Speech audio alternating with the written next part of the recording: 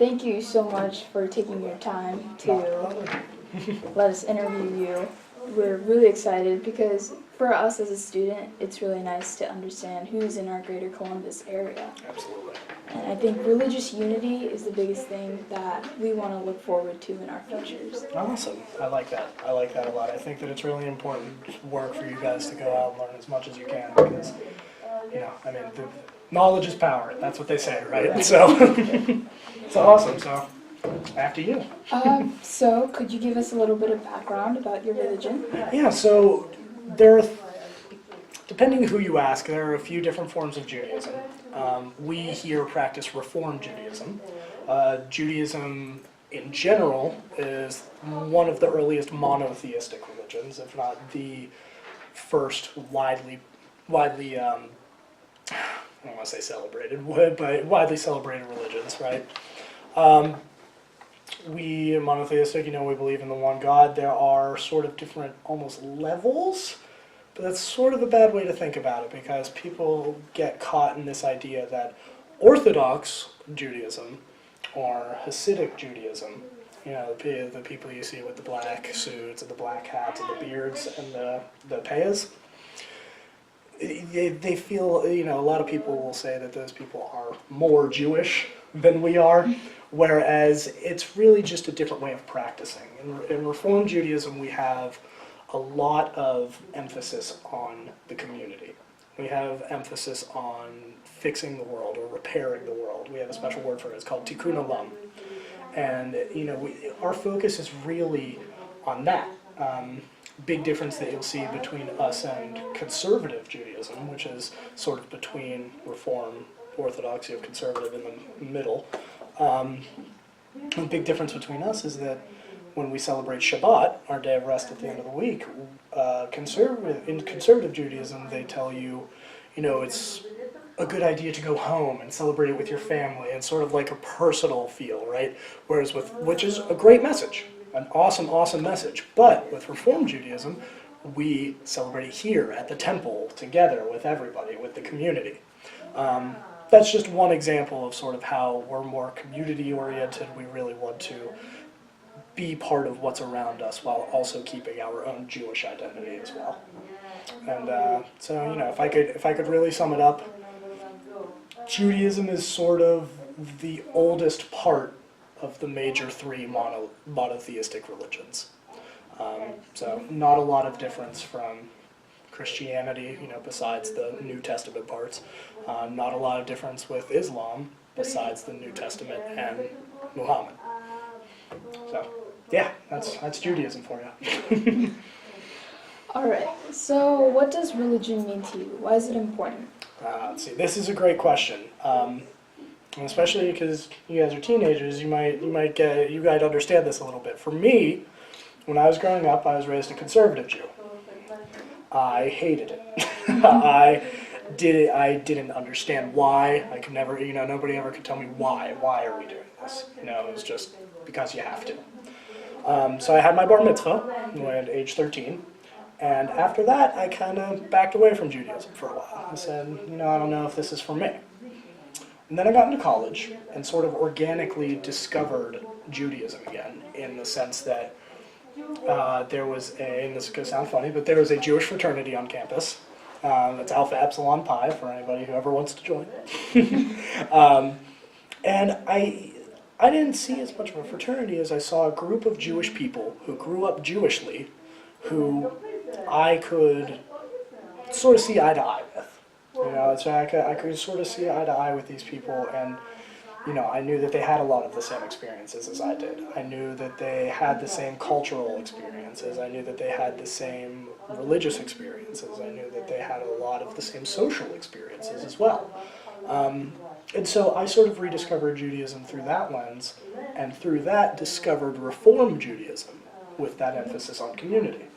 And it kind of just spoke to me, and I think that it's really important. I mean, for me personally, I'm a community-oriented person to start with. And so for me, that emphasis on community and that emphasis on getting everybody together and, realizing that we're all sort of in this together and that we all have these same commonalities between us, Yeah, I think that's what is really the most attractive thing to me, and I think that brings the most meaning to Judaism for me.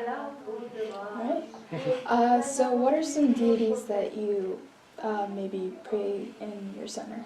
So for us, we are monotheistic. So we just have God. We just have one God. It's the main God, ruler of everything, rule of the universe, king of everything, created everything, will destroy everything eventually, right? Yeah. So we just have one God. We don't have multiple deities or anything like that. It's just standard issue Bible, Torah, Quran, God.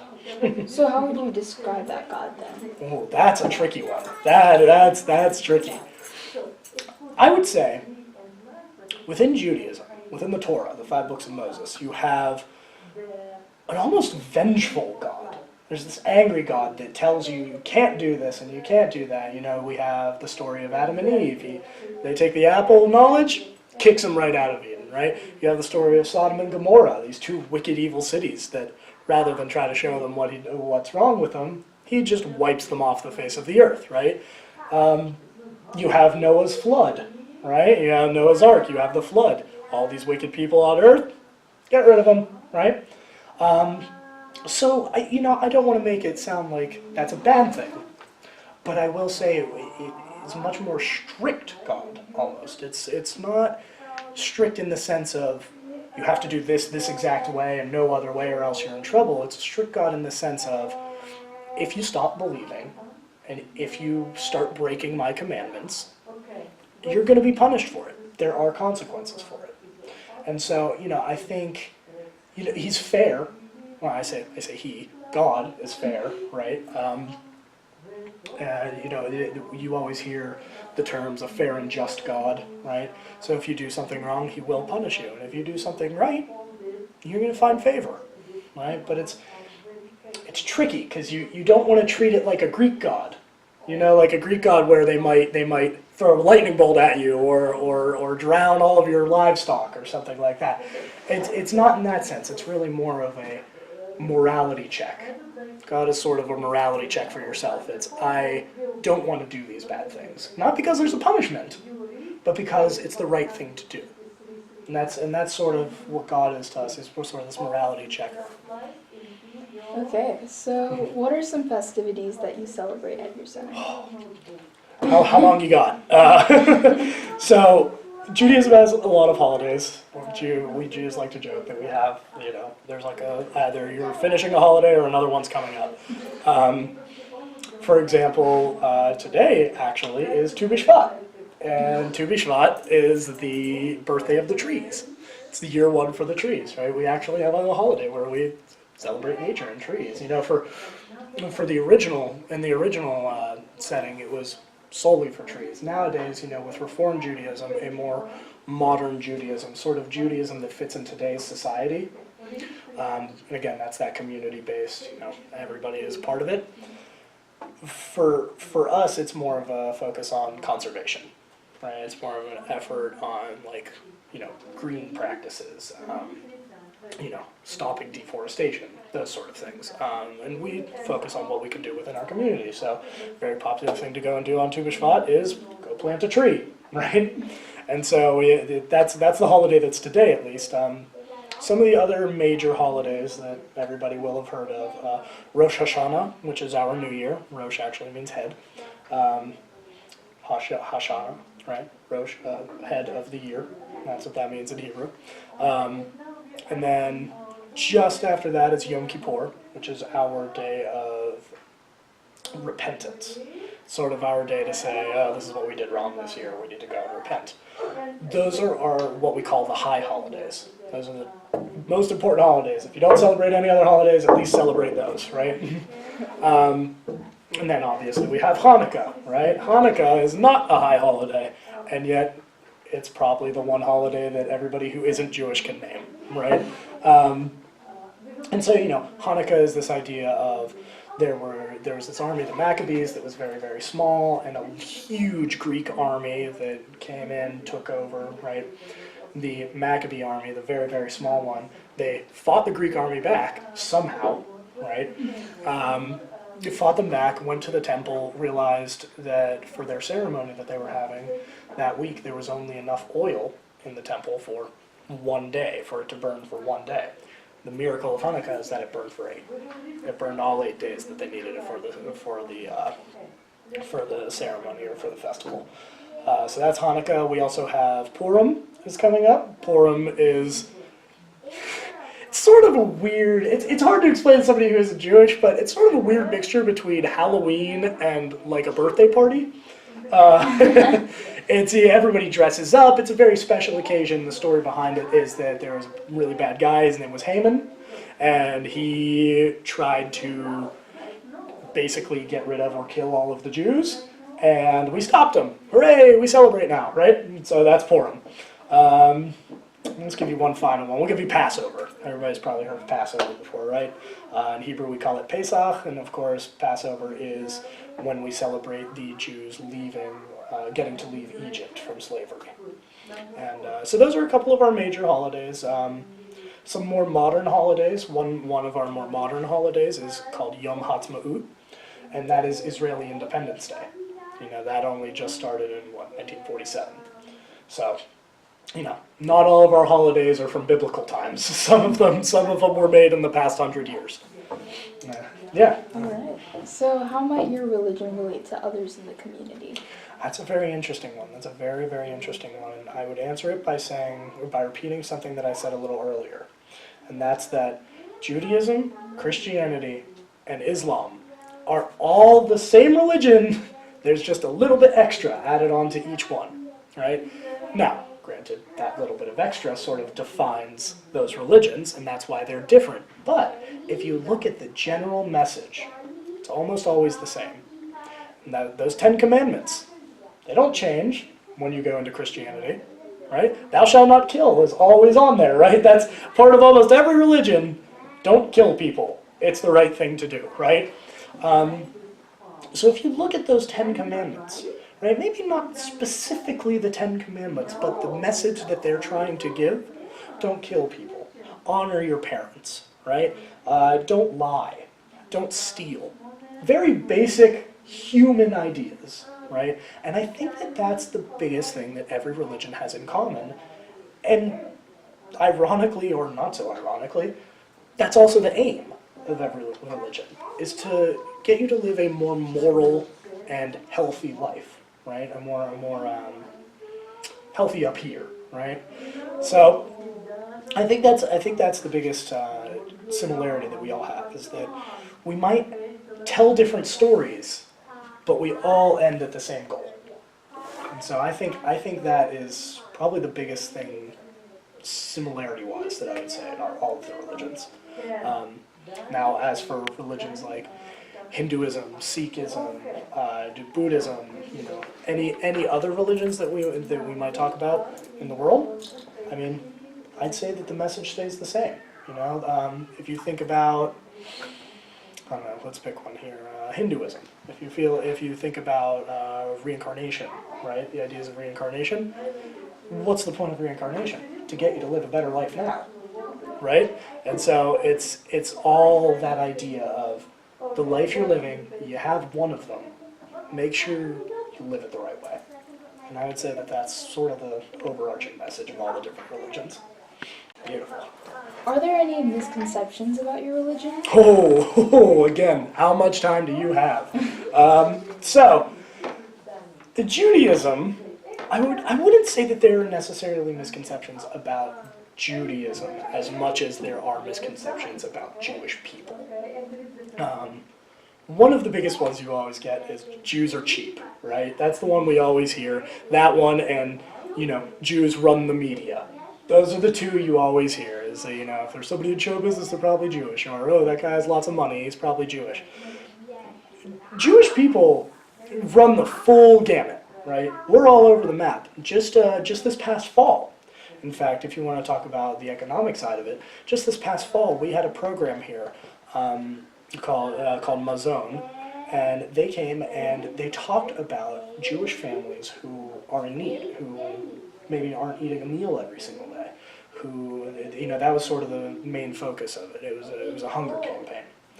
And I think a lot of our teens, it really opened their eyes in the sense that, you know, maybe they had some of these misconceptions themselves. You know, they come from pretty wealthy areas, a lot of them.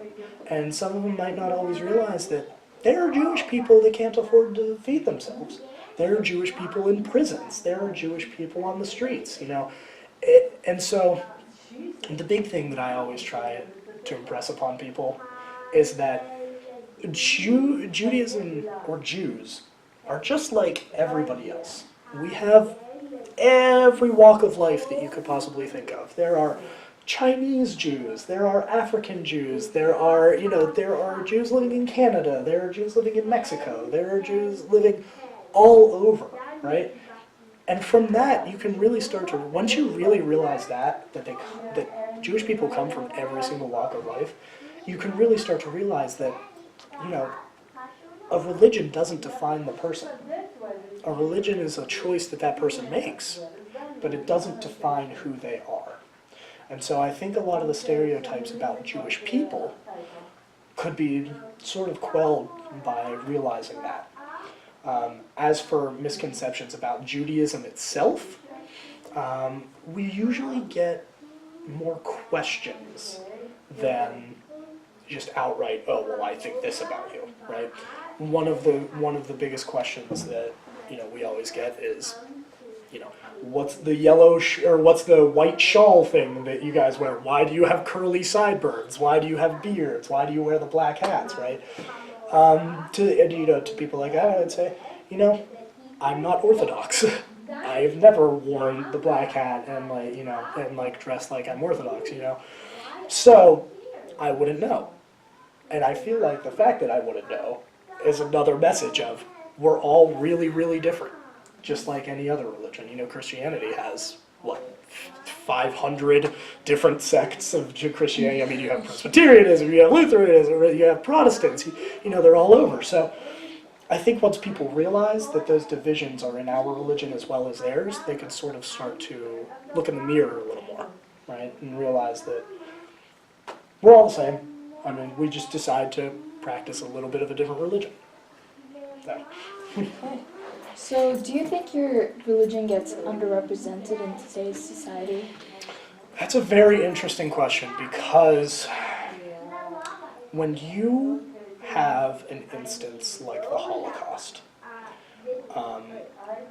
you know, people, when they talk about somebody who is horrible, they say he's the next who? Hitler, right? You know, and when you have an instance like the Holocaust that everybody knows about, it's part of American history, it's part of world history. You know, you learn it probably 4 or 5 different times formally in school, right? It's very hard to separate yourself out from the limelight after that happens. You know, for years afterwards, people are wondering, what are the Jews up to? You know, in 47 you have the creation of the State of Israel, right? And that brings not only Israeli people, but Judaism onto the international stage, right? Because Israel is a purely Jewish state.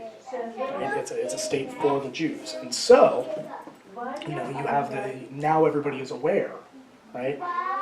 Some countries, you know, World War II pretty much touched everyone. But if you weren't a country that was involved in World War II, after World War II you look at a world map, now you're aware, right? You see that new country of Israel on there, now you know. So it's sort of brought Judaism to the forefront, right? It sort of is that first idea of when you think of persecuted people, you know, you don't want to repeat what happened in the Holocaust. And who was in the Holocaust? The Jews. So I wouldn't say we're underrepresented. Now, shifting gears, I will say that we're misrepresented. I will say that, you know, a lot of people will try to separate Israel and Judaism. You know, Israel has a very complicated political situation. Extremely complicated. But just because I'm a Jew living in America does not mean that I don't care about Israel. Right? I mean, Israel was a necessity, right? And, you know, some people who watch this might think, maybe not, but you have to understand, we're living in America. when they were in Europe, immediately following World War II, immediately following the systematic killings of 6 million people. You don't really want to be in Europe anymore, right? You want to get out of Europe. So it was one of those necessities, right? I think Israel in itself is a representation of Judaism. I think it's a representation of our defiance of, you tried to get rid of us, here we are. We're still standing, right? And so I will say there's misrepresentation, but maybe not underrepresentation. I will say that something nice that I saw this year, finally I went to Target and what did I see on the little end cap? Hanukkah decorations! And something I had never seen before at a major store, right? It's always Christmas everything. So it's nice that we have sort of, now found our representation a little bit. Now it's important to make sure that there's no misrepresentation. Excuse me. Okay, so do you see a lack of children in your center? Interesting. So, you're asking the right person. My specific position here is youth engagement director and religious school administrator. So I do a lot on the religious school administration side. I do a lot of curriculum building. I work with the kids in a formal setting here, but on the youth engagement director side, I work informally with a lot of our teens, a lot of our 6th through 8th graders as well. I will say within Judaism as a whole, but specifically within Reform Judaism, there's a huge push right now over the past 5-10 years for youth engagement and for the youth to be heard, and for teens to have a voice and some agency in making decisions within their own programs. I don't like to use the word youth engagement director. It might be my title, but I'm no director. I'm an advisor. There's a big difference there. I don't tell my teens what to do. I let them make the decisions for themselves, and then I kind of walk them through all of the logistics of it, right? I think this approach has really made it so that a lot more teens want to be here or are comfortable with being here. We've actually seen our teen engagement and our youth engagement have a pretty significant jump this year. Last year, we were engaging maybe 10, 15 people, not too many. This year we had 40 kids at one event. And so, it was a pretty big step up. But what I've realized, I've worked with teens since I was a teenager. And one of the biggest things that I've realized is that you guys aren't dumb. I'm no smarter than you. And sure, you may need a little bit of help with some logistical work, but the same program that I can create, you can too, right? And so I really attempt to give my teens here, especially the ones on my board, sort of the keys to the car. Here you go. Go out driving. I trust you. I trust you not to mess anything up. And if you do, you'll never drive again. So I think that has really made it so that teens are only comfortable being here, but they want to be here. They're starting to make that decision of, I really like what we're doing there. I really like the program that we're building. Let's keep it going. Let's keep the ball rolling. Next year for a single event, our aim is 50 at one event. It's a lot of kids, right? It is a lot of kids. We do have, like I said, around 265, 270 kids here. So that's a significant percentage of that. And so, I am very proud of the work that we've all done here to make that happen. To answer your question shortly, which I haven't done, but to give you the short answer to your question, I really don't see a lack of people, or of youth coming here. I will say, a lot of places are having that trouble. A lot of places are having that issue, and I think it's really because they don't listen to their teens. It starts with what you guys want. It's not, I was a teenager a long time ago, okay? I don't know what you guys like today. I don't even have an Instagram. It's a little bit different from what it was. I'm 27, less than 10 years ago as a teenager, but things have changed so much then. And so I think that a lot of those organizations are having so much trouble because they don't just simply ask their teens, what do you want? What do you want to do? You know, what is important to you? And so, you know, I think that has really made it so that we have a really great basis for a program here that's got a lot of room to grow. You know, there's no restrictions on anything. So, I mean, we've been doing pretty well with our engagement, but can always get better. So what about the adults in your center? Do you feel like there's a low turnout there? So it's interesting. Here specifically, and I've worked in a couple different synagogues in my life, here specifically, we have an amazing balance of kids from pre-K up through 12th grade, right? Of young parents, 35 to, 45, somewhere in there. And then, elderly people. Maybe not even elderly, but like, an older crowd, probably 50 plus, 60 plus, right? Most synagogues that you go to, you will see a very large older crowd. It'll be the majority of the people who are coming consistently, right? Here, we have a pretty equal representation across the board. If I had to choose which group was the biggest, I would say it's the adults. That oldest of the three crowds. I will say that there's a lot of adult education that we do here as well. You know, the kids can take Hebrew classes, but if they go home and ask their parents a question, and their parents are like, I haven't taken Hebrew in 30 years, right? They can't help them. So, we thought to ourselves, well, how do we get the community together? How do we get families together? Offer adult Hebrew classes. Boom, there you go. So we have some small adult Hebrew classes that come as well. Shabbat services every Friday night. We have a decent amount of adults that do come. I will say it's heavier towards the older crowd. So to answer your question again shortly, which I didn't do, we have actually pretty good representation from our older crowd as well. I would say even better than our youth crowd. They're the ones really driving the traditions. They're the ones driving the way things have always been, keeping us sort of grounded in what we are. And I think they play a really important role here in making us realize, what does it mean to be Jewish? What does being Jewish and 65 years old look like? There it is. And so it's really nice that here we have such an even split between the groups. It's really amazing because you don't get that in many places. Right. And this is absolutely a very special place in the sense that, like I said, a lot of young families. So you get kids, you get young adults, or you get kids, young adults, young families, young parents, and your average, normal, older crowd of people, your 60 plus. So. It's amazing. Yeah, I said the same thing. I'm not going to lie to you. I took this job here because I felt like this was a really incredible place. I felt like this had something. This synagogue has something special going on that a lot of synagogues fight for. How do we get our youth involved? How do we get more young families involved?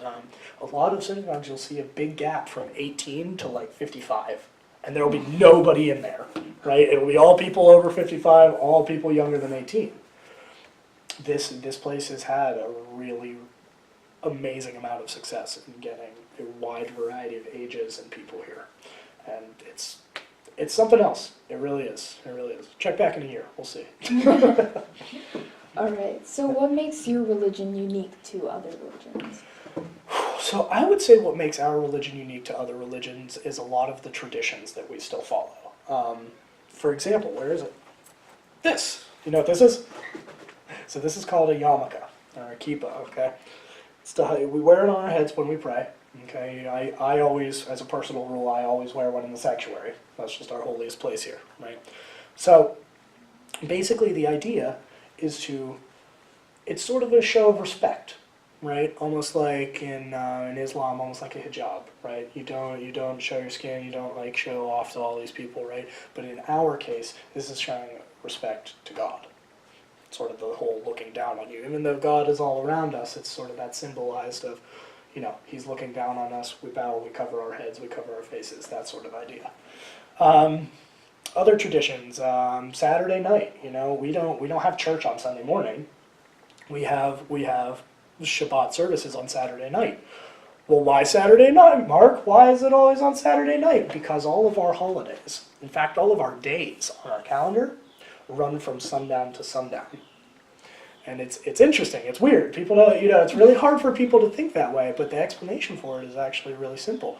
The explanation that I've always heard is that, on the first day of creation, what did God do? So God said, let there be light, right? What does that mean was there first? Darkness, right? Darkness comes first, therefore the day starts on darkness. So we start all of our traditions and celebrations at sundown. I'd say that's something unique about us as well.